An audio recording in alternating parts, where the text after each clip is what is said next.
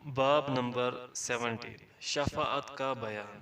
ارشاد الہی ہے وَأَنذِرْ بِهِ الَّذِينَ يَخَافُونَ أَن يُحْشَرُوا إِلَى رَبِّهِمْ لَيْسَ لَهُم مِّن دُونِهِ وَلِيٌّ وَلَا شَفِيعٌ لَعَلَّهُمْ يَتَّقُونَ سورۃ الانعام۔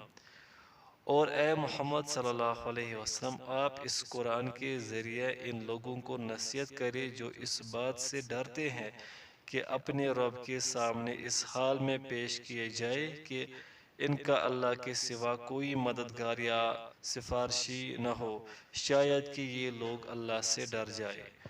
اور فرمایا قُل لِلَّهِ الشَّفَاعَةُ جَمِيعًا سورۃ الزمر۔ اے محمد صلی اللہ علیہ وسلم کہہ دیجئے کہ ہر قسم کی شفاعت اللہ کے اختیار میں ہے۔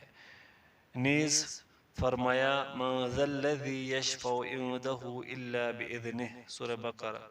کون ہے جو اس کی حضور اس کی اجازت کے بغیر سفارش کر سکے؟ اور نیز فرمایا وَكَم مِّن مَّلَكٍ فِي السَّمَاوَاتِ لَا تُغْنِي شَفَاعَتُهُمْ شَيْئًا إِلَّا مِن بَعْدِ أَن يَأْذَنَ اللَّهُ لِمَن يَشَاءُ وَيَرْضَىٰ سورۃ النجم۔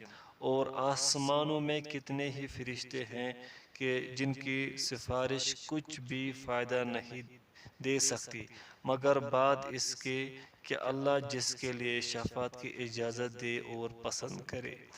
نیز فرمایا قُلِ ادْعُوا الَّذِينَ زَعَمْتُم مِّن دُونِ اللَّهِ لَا يَمْلِكُونَ مِثْقَالَ ذَرَّةٍ فِي السَّمَاوَاتِ وَلَا فِي الْأَرْضِ وَمَا لَهُمْ فِيهِمَا مِن شِرْكٍ وَمَا لَهُ مِنْهُم مِّن ظَهِيرٍ وَلَا تَنفَعُ الشَّفَاعَةُ عِندَهُ إِلَّا لِمَنْ أَذِنَ لَهُ سورہ سبا۔ اے محمد صلی اللہ علیہ وسلم ان مشرکین سے کہہ دیجئے کہ اللہ کے سوا جن کو تم معبود سمجھتے ہو انہیں پکار کر دیکھو، وہ آسمانوں اور زمین میں ایک ذرہ کے بھی مالک نہیں، اور زمین و آسمان کی ملکیت یا ان کی تخلیق میں ان کا کوئی حصہ نہیں، اور نہ ان میں سے کوئی اللہ کا مددگار ہے، اور اللہ کے حضور کسی کے لیے کوئی سفارش مفید نہیں ہوگی مگر اس کے لیے جس کے بارے میں سفارش کی وہ اجازت بخش دے۔ شیخ الاسلام ابو العباس ابن تیمیہ رحمۃ اللہ علیہ فرماتے ہیں اللہ تعالیٰ نے اپنے علاوہ تمام مخلوق سے ان باتوں کی نفی کر دی جن سے مشرکین استدلال کرتے تھے، مثلاً اس بات کی نفی کی ہے کہ کسی کو زمین و آسمان میں کسی قسم کی قدرت و اختیار کلی ہو یا جزوی اختیارات ہو یا کوئی اللہ کا مددگار ہو، البتہ سفارش ہی باقی ہے، چنانچہ وہ بھی اسی کے لیے مفید ہوگی جس کے حق میں سفارش کی اجازت اللہ تعالیٰ خود دیں گے، جیسا کہ فرمایا وَلَا يَشْفَعُونَ إِلَّا لِمَنِ ارْتَضَىٰ سورۃ الانبیاء۔ اور وہ کسی کی سفارش نہیں کر سکتے بجز اس کے جس سے اللہ راضی ہو۔ پس وہ سفارش جس کے مشرکین قائل ہے قیامت کے دن معدوم ہوگی، یعنی ان کو حاصل نہیں ہو سکے گی، جیسا کہ قرآن مجید نے ان کی نفی کی ہے۔ رسول اکرم صلی اللہ علیہ وسلم نے فرمایا ہے کہ آپ صلی اللہ علیہ وسلم قیامت کے دن اللہ تعالیٰ کے سامنے پیش ہو کر فوراً سفارش کی بجائے پہلے اللہ کے حضور سجدہ ریز ہوں گے اور اس کی حمد و ثنا کریں گے۔ اس کے بعد آپ صلی اللہ علیہ وسلم سے کہا جائے گا اپنا سر اٹھائے اور بات کرے، آپ صلی اللہ علیہ وسلم کی بات سنی جائے گی، آپ صلی اللہ علیہ وسلم سوال کرے، آپ صلی اللہ علیہ وسلم جو مانگیں گے دیا جائے گا، آپ صلی اللہ علیہ وسلم سفارش کرے، آپ صلی اللہ علیہ وسلم کی سفارش قبول ہوگی۔ حضرت ابو ہریرہ رضی اللہ عنہ نے عرض کیا یا رسول اللہ صلی اللہ علیہ وسلم سب سے زیادہ خوش نصیب کون ہے جو آپ کی سفارش کا حقدار ہوگا؟ آپ صلی اللہ علیہ وسلم نے فرمایا جس نے خلوص دل سے کلمہ لا الہ الا اللہ کا اقرار کیا۔ بس ثابت ہوا کہ یہ سفارش اللہ کی اجازت سے صرف خلوص دل سے کلمہ پڑھنے والوں کو حاصل ہوگی اور مشرکین کو حاصل نہیں ہوگی۔ اس کی حقیقت یہ ہے کہ اللہ تعالیٰ مخلص اہل توحید پر اپنا خصوصی فضل فرمائے گا اور جن لوگوں کو سفارش کی اجازت دے گا ان کی دعا کے سبب اہل توحید کی مغفرت کرے گا۔ اس طرح سفارش کرنے والے رسول اللہ صلی اللہ علیہ وسلم کا اکرام کرے گا اور وہ مقام محمود پائیں گے۔ پس جس شفاعت کا قرآن نے انکار کیا ہے اس سے مراد وہ شفاعت ہے جس میں شرک کی آمیزش ہو۔ یہی وجہ ہے کہ متعدد مقامات پر اپنی اجازت سے شفاعت کا اثبات کیا جا رہا ہے، اور نبی صلی اللہ علیہ وسلم نے صاف صاف فرمایا ہے کہ شفاعت صرف اہل توحید اور اہل اخلاص کے لیے ہوگی۔ مسائل۔ پوائنٹ نمبر 1، ان آیات قرآنیہ کی تفسیر جن میں اللہ کے سامنے شفاعت کا بیان ہے۔ پوائنٹ 2، ناقابل قبول شفاعت کی وضاحت ہے۔ پوائنٹ 3، قابل قبول شفاعت کا تذکرہ ہے۔ پوائنٹ 4، شفاعت کبریٰ کا ذکر ہے جسے مقام محمود بھی کہتے ہیں۔ پوائنٹ 5، آن حضرت صلی اللہ علیہ وسلم کی شفاعت کے انداز کا بیان کہ آپ جاتے ہی شفاعت نہیں کریں گے بلکہ سب سے پہلے آپ اللہ کے حضور سجدہ ریز ہوں گے، پھر اجازت ملنے پر شفاعت کریں گے۔ پوائنٹ 6، شفاعت کے سب سے زیادہ سعادت مند آدمی کا بیان ہے۔ پوائنٹ 7، یہ سفارش مشرکین کو حاصل نہیں ہوگی۔ پوائنٹ 8، حقیقت شفاعت کا بیان ہے۔ باب نمبر 18، ہدایت دینے والا اللہ تعالیٰ کے سوا کوئی نہیں ہے۔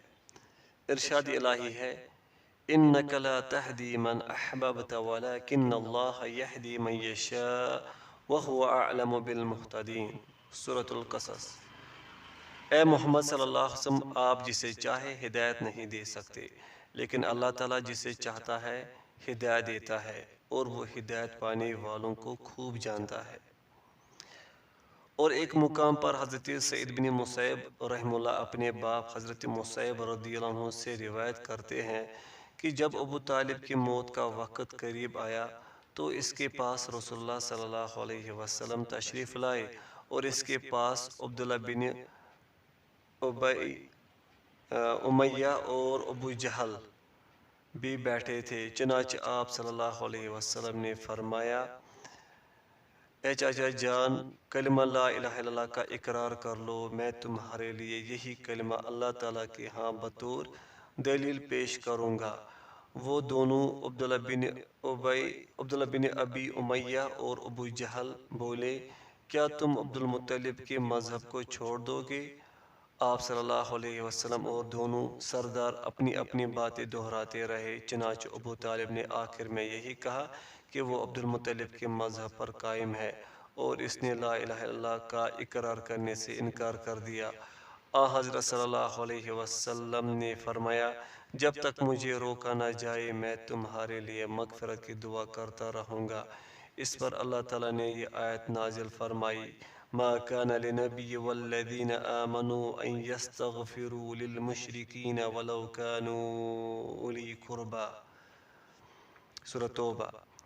نبی اور اہل ایمان کو زیبا نہیں کہ وہ مشرکین کے لیے مغفرت کی دعا کرے، خواہ وہ ان کے رشتہ دار ہی کیوں نہ ہو۔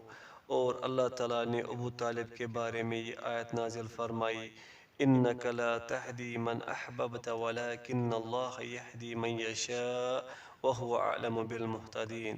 اے محمد صلی اللہ علیہ وسلم، آپ جسے چاہے ہدایت نہیں دے سکتے، لیکن اللہ جسے چاہتا ہے ہدایت دیتا ہے، اور وہ ہدایت قبول کرنے والوں کو خوب جانتا ہے۔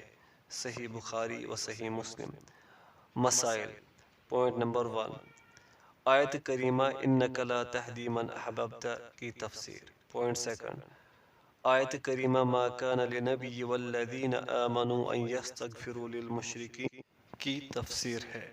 پوائنٹ نمبر 3، آپ صلی اللہ علیہ وسلم کے فرمان قل لا الہ الا اللہ کی تفسیر ایک اہم مسئلہ وہ یہ ہے کہ محض زبان سے لا الہ الا اللہ پڑھ لینا کافی نہیں، بلکہ دلی اقرار بھی ضروری ہے۔ اس میں علم کے ان دعوے داروں کی تردید ہے جو محض زبان سے اقرار کر لینے کو کافی سمجھتے ہیں۔ پوائنٹ 4، جب نبی صلی اللہ علیہ وسلم نے اپنی چاچا سے لا الہ الا اللہ پڑھنے کا کہا تو ابو جہل اور اس کے ساتھی جانتے تھے کہ آپ کی اس سے کیا مراد ہے، اس لیے وہ ابو طالب کو عبد المطلب کے مذہب پر قائم رہنے کی تلقین کرتے رہے، اور اللہ تعالیٰ ان لوگوں کا برا کرے جن سے ابو جہل اصل دین کلمہ لا الہ الا اللہ کے مفہوم کو بہتر جانتا تھا۔ پوائنٹ ففتھ، آپ صلی اللہ علیہ وسلم نے اپنی چاچا کو مسلمان کرنے کی پوری اور انتہائی کوشش کی۔ پوائنٹ سکستھ، جو لوگ عبد المطلب اور اس کی اسلاف کو مسلمان سمجھتے ہیں ان سے ان کی بھی تردید ہے۔ پوائنٹ سیونتھ، آپ صلی اللہ علیہ وسلم نے ابو طالب کے لیے مغفرت کی دعا کی، لیکن اللہ تعالیٰ نے نہ صرف یہ کہ اس کی مغفرت نہ کی بلکہ آپ صلی اللہ علیہ وسلم کو بھی دعا کرنے سے روک دیا۔ پوائنٹ ایٹھ، یہ بھی ثابت ہوا کہ برے لوگوں کی صحبت کا انسان کو نقصان ہی ہوتا ہے۔ پوائنٹ نائنتھ، اپنے اکابر و اسلاف کی تعظیم میں غلو کرنا نقصان دہ ہے، اس لیے کہ ممکن ہے کہ وہ گمراہ ہو۔ پوائنٹ ٹینتھ، باطل پرستوں کو اس میں ابو جہل کے استدلال کی وجہ سے مغالطہ ہوا۔ پوائنٹ الیونتھ، نجات کا دار و مدار آخری زندگی کے اعمال پر ہے، کیونکہ اگر ابو طالب وقت وفات کلمہ کا اقرار کر لیتا تو اسے ضرور فائدہ ہوتا۔ پوائنٹ ٹویلتھ، گمراہ لوگوں کے دلوں میں راسخ اس بڑے مغالطے کے بارے میں غور و فکر کرنا چاہیے، اس لیے کہ ابو طالب کے قصہ میں مذکور ہے کہ سرداران مکہ اسی مغالطے کی بنا پر ابو طالب سے جھگڑتے رہے، حالانکہ نبی صلی اللہ علیہ وسلم نے مبالغے اور تکرار کے ساتھ ابو طالب کے لیے کلمہ پیش کیا، اس لیے وہ اس پر اڑے رہے۔ باب نمبر 19، بنی آدم کے کفر اور ترک دین کا بنیادی سبب بزرگوں کے بارے میں غلو، عزت و تکریم میں حد سے بڑھ جانا ہے۔ ارشاد الہی ہے، یا اہل الکتاب لا تغلوا فی دینکم ولا تقولوا علی اللہ الا الحق، سورۃ النساء۔ اے اہل کتاب، اپنے دین میں حد سے نہ بڑھو اور اللہ تعالیٰ کے متعلق حق کے سوا کوئی بات نہ کرو۔ اور حضرت عبداللہ بن عباس رضی اللہ عنہما سے اللہ تعالیٰ کے فرمان، وَقَالُوا لَا تَذَرُنَّ آلِهَتَكُمْ وَقَالُوا لَا تَذَرُنَّ آلِهَتَكُمْ وَلَا تَذَرُنَّ وَدًّا وَلَا سُوَاعًا وَلَا يَغُوثَ وَيَعُوقَ وَنَسْرًا، سورہ نوح کے بارے میں مروی ہے کہ یہ سب ود، سوا، یغوث، یعوق، نصر قوم نوح کے صالح لوگ تھے۔ جب وہ مر گئے تو شیطان نے ان کی قوم کو سمجھایا کہ یہ نیک لوگ جہاں بیٹھا کرتے تھے وہاں بطور یادگار پتھر نصب کر دو اور ان پتھروں کو ان کے ناموں سے موسوم کرو۔ چنانچہ انہوں نے ایسا ہی کیا، لیکن اس دور میں ان پتھروں کو پوجا نہ گیا۔ جب یہ لوگ مر گئے اور بعد والوں پر جہالت چھا گئی، علم جاتا رہا اور اصل بات بھول گئی، تو انہوں نے ان یادگاروں کی پرستش شروع کر دی۔ صحیح بخاری۔ امام ابن قیم رحمہ اللہ فرماتے ہیں، متعدد اسلاف اہل علم نے بیان کیا ہے کہ جب وہ مر گئے تو پہلے یہ لوگ ان کی قبروں کے مجاور بنے، پھر ان کے مجسمے بنائے، پھر زمانہ دراز گزرنے پر ان کی عبادت کرنے لگے۔ اور حضرت عمر رضی اللہ عنہ سے روایت ہے کہ رسول اللہ صلی اللہ علیہ وسلم نے فرمایا، تم میری تعریف کرنے میں حد سے نہ گزر جانا جیسے عیسیٰ بن مریم علیہ السلام کی تعریف میں نصارہ حد سے تجاوز کر گئے۔ میں تو ایک بندہ ہوں، تم مجھے اللہ کا بندہ اور رسول کہو، بخاری و مسلم۔ اور حضرت عمر رضی اللہ عنہ ہی سے مروی ہے کہ رسول اللہ صلی اللہ علیہ وسلم نے فرمایا، غلو سے بچ کر رہو، تم سے پہلے لوگوں کو غلو مبالغہ ہی نے ہلاک کیا تھا۔ مسند احمد و سنن ابی داؤد۔ اور حضرت عبداللہ بن مسعود رضی اللہ عنہ سے مروی ہے کہ رسول اللہ صلی اللہ علیہ وسلم نے فرمایا تکلف کرنے والے اور حد سے بڑھنے والے ہلاک ہو جائے۔ آپ صلی اللہ علیہ وسلم نے یہ بات 3 بار فرمائی۔ صحیح مسلم۔ مسائل۔ پوائنٹ نمبر 1، جو شخص زیر بحث باب اور اس کے بعد والے 2 ابواب اچھی طرح سمجھ لے، اس پر اسلام کی باقی ادیان سے جداگانہ حیثیت واضح ہو جائے گی اور دلوں کے پھیرنے میں اسے اللہ تعالیٰ کی قدرت کے عجیب و غریب کرشمے نظر آئیں گے۔ پوائنٹ سیکنڈ، روئے زمین پر رونما ہونے والا اولین شرک بزرگوں کے ساتھ حد درجے کی محبت اور ان کی عظمت میں غلو کے سبب ہوا۔ پوائنٹ تھرڈ، سب سے پہلے جس چیز میں تغیر و تبدل ہوا وہ انبیاء کرام کا دین تھا۔ اس باب میں غور و فکر کرنے سے دین میں تغیر کے اسباب بھی معلوم ہوتے ہیں۔ حالانکہ انبیاء کرام کو اللہ تعالیٰ نے مبعوث فرمایا تھا، پھر بھی لوگوں نے ان کی پرواہ نہ کی۔ پوائنٹ فورتھ، لوگ بدعات و محدثات کو جلد قبول کر لیتے ہیں، حالانکہ شریعت اسلامیہ اور فطرت سلیمہ ان چیزوں کو قبول نہیں کرتی۔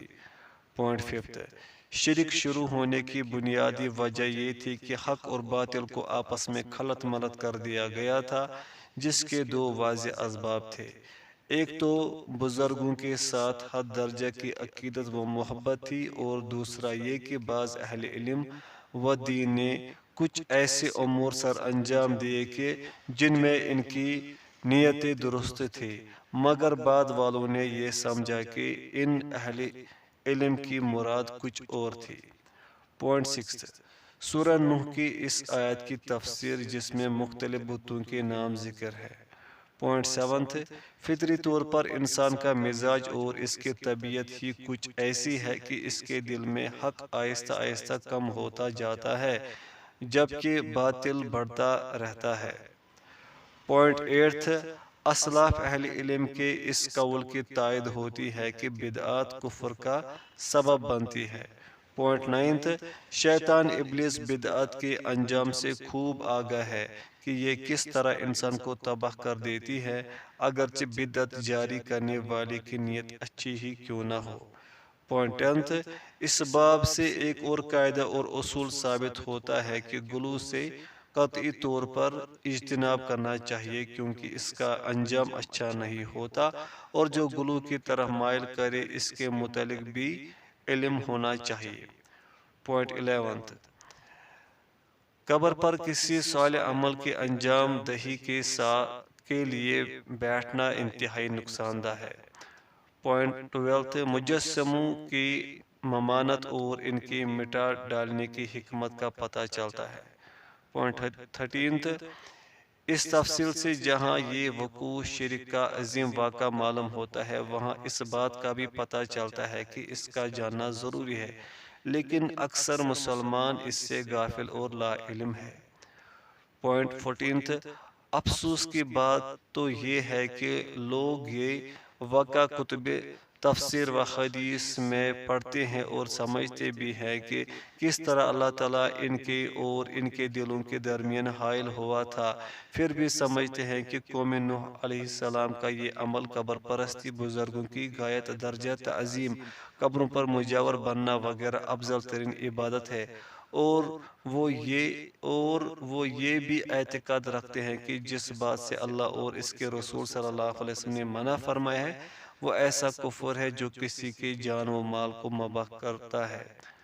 پوائنٹ 15، اس تفصیل میں یہ صراحت بھی ہے کہ ان بتوں کو پوجنے والوں کا ارادہ صرف یہ تھا کہ یہ بزرگ ہماری سفارشی ہیں۔ پوائنٹ 16، بعد والے مشرکین نے گمان کیا کہ سابق اہل علم نے ان بزرگوں کی تصویر عبادت کے لیے بنائی تھی۔ پوائنٹ 17، حضرت صلی اللہ علیہ وسلم کے ارشاد مبارک کہ تم میری تعریف میں اس طرح مبالغہ نہ کرنا جس طرح عیسائیوں نے عیسیٰ ابن مریم میں کیا تھا، میں مسلمانوں کے لیے کھلا بیان اور عظیم نصیحت ہے۔ اللہ کی بے شمار رحمتیں ہوں آپ صلی اللہ علیہ وسلم پر کہ آپ صلی اللہ علیہ وسلم نے واضح طور پر تبلیغ کا حق ادا فرما دیا۔ پوائنٹ 18، آپ صلی اللہ علیہ وسلم نے ہمیں نصیحت فرمائی ہے کہ تکلف کرنے اور حد سے تجاوز کرنے والے ہمیشہ ہلاک ہوتے ہیں۔ پوائنٹ 19 ہے، اس سے علم کی اہمیت اور علم نہ ہونے کے نقصان کا بھی پتہ چلتا ہے کہ قوم نوح علیہ السلام میں علم ختم ہونے کے بعد ہی بتوں کی پوجا پاٹ شروع ہوئی تھی۔ پوائنٹ 20 علماء کا دنیا سے رخصت ہونا فقدان علم کا سبب ہے۔ باب نمبر 20، کسی بزرگ کی قبر کے پاس بیٹھ کر اللہ تعالیٰ کی عبادت کرنا ناجائز اور سنگین جرم ہے، جائے کہ خود اس مرد صالح کی عبادت کی جائے۔ صحیحین میں حضرت عائشہ رضی اللہ عنہا سے مروی ہے کہ حضرت ام سلمہ رضی اللہ عنہا نے رسول اللہ صلی اللہ علیہ وسلم کے سامنے ایک کلیسا اور اس میں موجود تصویروں اور مجسموں کا ذکر کیا جو کہ انہوں نے حبشہ کی سرزمین میں دیکھا تھا، تو آپ صلی اللہ علیہ وسلم نے فرمایا، ان لوگوں میں جب کوئی بزرگ فوت ہو جاتا تو یہ اس کی قبر پر مسجد بنا لیتے اور اس میں یہ تصاویر مجسمے بنا دیتے۔ یہ لوگ اللہ تعالیٰ کے نزدیک بدترین مخلوق ہے۔ ان لوگوں نے دو فتنوں کو یکجا کر دیا، ایک قبروں کو عبادت گاہیں بنانے کا اور دوسرا ان میں مجسمے اور تصویریں بنانے کا۔ اور ایک دوسرے مقام پر ام المؤمنین حضرت عائشہ رضی اللہ عنہا سے روایت ہے کہ جب رسول اللہ صلی اللہ علیہ وسلم پر موت کی علامات ظاہر ہوئی تو آپ صلی اللہ علیہ وسلم شدت تکلیف سے اپنے چہرہ مبارک پر چادر اوڑھ لیتے اور جب دم گھٹتا تو چادر کو ہٹا لیتے۔ اسی عالم میں آپ صلی اللہ علیہ وسلم نے فرمایا، یہود و نصارہ پر اللہ کی لعنت ہو، انہوں نے انبیاء کرام کی قبور کو سجدگاہ بنا لیا تھا۔ اس سے آپ کا مقصد اپنی امت کو ایسے طرز عمل سے روکنا تھا۔ اگر آپ صلی اللہ علیہ وسلم کی قبر کو سجدگاہ بنانے کا خدشہ نہ ہوتا تو آپ کی قبر بھی عام صحابہ رضی اللہ عنہم کی طرح ظاہر ہوتی۔ بخاری مسلم۔ اور حضرت جندب بن عبداللہ بجلی رضی اللہ عنہ سے روایت ہے کہ نبی صلی اللہ علیہ وسلم کی وفات سے 5 یوم قبل میں نے آپ صلی اللہ علیہ وسلم کو یہ فرماتے سنا، میں اللہ کے سامنے اس بات سے برات کا اظہار کرتا ہوں کہ تم میں سے کوئی میرا دوست خلیل ہو، کیونکہ اللہ تعالیٰ نے مجھے اپنا خلیل بنا لیا ہے جیسا کہ اس نے ابراہیم علیہ السلام کو خلیل بنایا تھا، اور اگر میں اپنی امت میں سے کسی کو دوست بنانا چاہتا تو ابوبکر رضی اللہ عنہ کو بناتا۔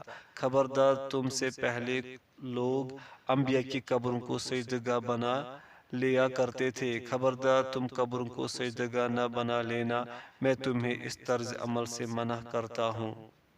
صحیح مسلم۔ حضرت صلی اللہ علیہ وسلم نے اس عمل شنی سے اپنی زندگی کے آخری لمحات میں منع فرمایا۔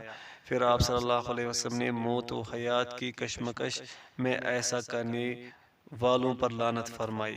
معلوم ہوا کہ اگر قبر پرستی نہ بھی ہو تب بھی قبر کے پاس نماز پڑھنا منع ہے، اور حضرت عائشہ رضی اللہ عنہا کے قول خشی ان یتخذ مسجدہ کا مطلب بھی یہی ہے، اس لیے کہ صحابہ کرام رضی اللہ عنہم سے یہ توقع نہ تھی کہ وہ حضرت صلی اللہ علیہ وسلم کی قبر پر مسجد بنائے، کیونکہ جس جگہ نماز پڑھنا مقصود ہو وہ مسجد ہی ہے، بلکہ ہر وہ جگہ جہاں نماز ادا کی جائے اسے مسجد کا نام دیا جاتا ہے، جیسا کہ حضرت صلی اللہ علیہ وسلم نے ارشاد فرمایا، تمام روئی زمین کو میرے لیے مسجد اور ذریعہ طہارت وضو کے لیے پانی کا قائم بنایا گیا ہے۔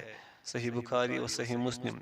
نیز رسول اللہ صلی اللہ علیہ وسلم نے فرمایا، سب سے بدترین وہ ہوں گے جن پر قیامت قائم ہوں گی، اور وہ بھی سب سے بدتر ہے جو قبروں کو مساجد کا درجہ دے۔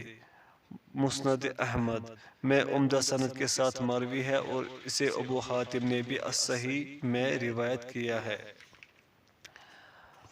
مسائل۔ پوائنٹ فرسٹ، کسی بزرگ کی قبر کے پاس مسجد تعمیر کر کے عبادت کرنے والے پر حضرت صلی اللہ علیہ وسلم کی ڈانٹ، اگرچہ مسجد بنانے والے کی نیت صحیح ہی ہو۔ پوائنٹ سیکنڈ، تصاویر و مجسمے بنانے کی حرمت اور اس پر شدید وعید ہے۔ پوائنٹ تھرڈ، اس عمل کی مذمت کے معاملے میں حضرت صلی اللہ علیہ وسلم کی مبالغہ سے عبرت حاصل ہوتی ہے کہ پہلے تو آپ صلی اللہ علیہ وسلم نے اس کام سے ویسے منع فرمایا تھا، پھر آخر عمر میں وفات سے 5 روز قبل مزید تنبیہ فرمائی۔ پھر آپ صلی اللہ علیہ وسلم نے جب آپ صلی اللہ علیہ وسلم کا سفر آخرت شروع ہونے والا تھا اسی پر اکتفا نہ کیا بلکہ اس سے پھر ایک بار سخت ممانت فرمائی۔ پوائنٹ 4 آپ صلی اللہ علیہ وسلم نے اپنی قبر پر بھی اس عمل سے منع فرما دیا حالانکہ ابھی آپ صلی اللہ علیہ وسلم کی قبر موجود نہ تھی۔ پوائنٹ 5 انبیاء و صلحاء کی قبروں پر مساجد بنا کر ان میں عبادت کرنا یہود و نصارہ کا طرز عمل ہے۔ پوائنٹ 6 اس عمل پر آپ صلی اللہ علیہ وسلم نے یہود و نصارہ پر لعنت فرمائی۔ پوائنٹ 7 اس طرز عمل کی وجہ سے یہود و نصارہ پر آپ صلی اللہ علیہ وسلم کی لعنت کرنے کا اصل مقصد یہ تھا کہ مسلمان آپ صلی اللہ علیہ وسلم کی قبر پر ایسا کارنامہ انجام نہ دے۔ پوائنٹ 8 اس سے آپ صلی اللہ علیہ وسلم کی قبر کو کھلا اور عام جگہ پر نہ بنانے کی وجہ اور مصلحت بھی معلوم ہوتی ہے۔ پوائنٹ 9 قبروں کو مسجد بنانے کی معنی کی بھی وضاحت ہے۔ پوائنٹ 10 حضرت صلی اللہ علیہ وسلم نے قبروں پر مساجد تعمیر کرنے والوں اور جن لوگوں پر قیامت قائم ہوگی دونوں کو ایک ساتھ ذکر کیا ہے، گویا آپ صلی اللہ علیہ وسلم نے کفر یا شرک کے وقوع پذیر ہونے سے قبل ہی اس کے اسباب اور اس کے انجام کا ذکر فرما دیا ہے۔ پوائنٹ 11 حضرت صلی اللہ علیہ وسلم نے اپنی وفات سے 5 روز قبل اپنی خطبہ میں ان 2 گروہوں کا رد فرما دیا جو اہل بدعت میں سے سب سے زیادہ برے ہیں، بلکہ بعض اہل علم نے تو انہیں 72 گروہوں سے بھی خارج کر دیا ہے۔ ان 2 گروہوں میں سے ایک رافضہ اور دوسرا جہمیہ ہے۔ خصوصاً روافض کی وجہ سے مسلمانوں میں شرک اور قبر پرستی کی ابتدا ہوئی اور انہی روافض نے سب سے پہلے قبروں پر مساجد بنانے کا سلسلہ شروع کیا۔ پوائنٹ 12 آپ صلی اللہ علیہ وسلم کو نزع کے وقت بہت تکلیف کا سامنا کرنا پڑا۔ پوائنٹ 13 آپ صلی اللہ علیہ وسلم کو اللہ تعالیٰ کے خلیل ہونے کے وصف سے نوازا گیا ہے۔ پوائنٹ 14 خلیل ہونے کا درجہ مقام محبت سے اونچا ہے۔ پوائنٹ 15 اس میں یہ صراحت بھی ہے کہ حضرت ابوبکر صدیق رضی اللہ عنہ تمام صحابہ سے افضل ہے۔ پوائنٹ 16 اس ارشاد میں حضرت ابوبکر رضی اللہ عنہ کی خلافت کی طرح بھی اشارہ ہے۔ باب نمبر 21 بزرگوں کی قبروں کے بارے گلو کرنے کا انجام شرک اکبر۔ رسول اللہ صلی اللہ علیہ وسلم کا ارشاد گرامی ہے، یا اللہ میری قبر کو بت نہ بنانا جسے لوگ پوجنا شروع کر دے۔ ان لوگوں پر اللہ تعالیٰ کا سخت غضب اور قہر نازل ہو جنہوں نے انبیاء کی قبروں کو عبادت گاہیں بنا لیا تھا۔ ابن جریر رحمۃ اللہ نے آیت مبارکہ افرأیتم اللات والعزیٰ کی تفسیر میں اپنی سند کے ساتھ سفیان اور منصور کے طریق سے مجاہد کا قول نقل کیا ہے کہ لات حجاج کرام کو ستو گول کر پلایا کرتا تھا۔ جب وہ فوت ہو گیا تو لوگ اس کی قبر پر مجاور بن کر بیٹھ گئے۔ ابو الجوزاء بھی حضرت ابن عباس رضی اللہ عنہما سے روایت کرتے ہیں کہ لات حجاج کرام کو ستو گول کر پلایا کرتا تھا، اور حضرت عبداللہ بن عباس رضی اللہ عنہما ہی سے مروی ہے کہ رسول اللہ صلی اللہ علیہ وسلم نے قبروں کی زیارت کو جانے والی عورتوں پر لعنت فرمائی ہے، اور آپ صلی اللہ علیہ وسلم نے ان لوگوں کو بھی ملعون قرار دیا جو قبروں پر مساجد بناتے اور چراگاہ کرتے ہیں۔ اس کو اہل سنن نے روایت کیا ہے۔ مسائل۔ پوائنٹ 1 اوثان کی تشریح و توضیح ہے۔ پوائنٹ 2 عبادت کا معنی و مفہوم واضح ہوتا ہے۔ پوائنٹ 3 رسول اللہ صلی اللہ علیہ وسلم نے صرف اسی چیز سے پناہ مانگی جس کے وقوع پذیر ہونے کا آپ صلی اللہ علیہ وسلم کو اندیشہ تھا۔ پوائنٹ 4 جہاں آپ صلی اللہ علیہ وسلم نے یہ دعا کی کہ یا اللہ میری قبر کو بت نہ بنانا جس کی پوجا کی جائے، وہاں آپ صلی اللہ علیہ وسلم نے یہ بھی بیان فرمایا کہ پہلے لوگوں نے انبیاء کی قبروں کو عبادت گاہیں بنا لیا تھا۔ پوائنٹ ففتھ، آپ صلی اللہ علیہ وسلم نے بیان فرمایا کہ ایسے کام کرنے والوں پر اللہ کا شدید قہر و غضب نازل ہوا تھا۔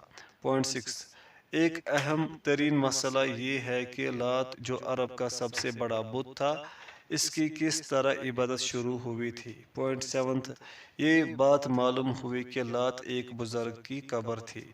پوائنٹ ایٹھ، لات صاحب قبر کا نام ہے اور اس کے وجہ تسمیہ بھی مذکور ہے۔ پوائنٹ نائنتھ، آپ صلی اللہ علیہ وسلم نے ان عورتوں پر لعنت فرمائی جو قبروں کی زیارت کو جاتے ہیں۔ پوائنٹ ٹینتھ، آپ نے قبروں پر چراگاہ کرنے والوں پر بھی لعنت فرمائی۔